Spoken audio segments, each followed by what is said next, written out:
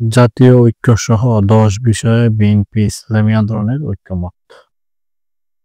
জাতীয় ঐক্য গঠন, ইসলামী শরিয়া বিরোধী কোনো সিদ্ধান্ত না নেওয়া ও ইসলাম বিরোধী কোনো কথা না বলা সহ ১০ বিষয়ে ঐকমত পোষণ করেছে বিএনপি ও ইসলামী আন্দোলন বাংলাদেশ।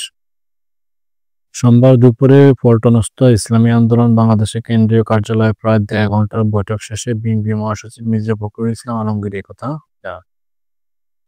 যেসব বিষয়ে দুই দল একমত হয়েছে তার মধ্যে প্রথমে রয়েছে আধিপত্যবাদ, সম্প্রসারণবাদ ও সাম্রাজ্যবাদ মুক্ত স্বাধীন ও সার্বভৌম টেকসই রাষ্ট্র গঠনে জাতীয় ঐক্য গড়ে তোলা, দুর্নীতি, সন্ত্রাসী, খুনি ও টাকা পাচারকারীদের দ্রুত বিচারের আওতায় এনে দৃষ্টান্তমূলক শাস্তি ব্যবস্থা করা, ভোটাধিকার সহ সকল মানবাধিকার রক্ষা, জাতীয় ঐক্যমত গড়ে তোলা, ন্যূনতম প্রয়োজনীয় সংস্কার শেষ করে দ্রুত সময়ের মধ্যে সুষ্ঠু গ্রহণযোগ্য নির্বাচনের ব্যবস্থা করা, দ্রব্যমূল্যের ঊর্ধ্বগতি রোধ, আওয়ামী ফ্যাসিবাদ বিরোধী সকল শক্তি দেশ পুনর্গঠনে ঐক্যবদ্ধভাবে কাজ, ফ্যাসিবাদ বিরোধী শক্তিগুলো একে অপরের বিরুদ্ধে আঘাত করে কথা বলবে না,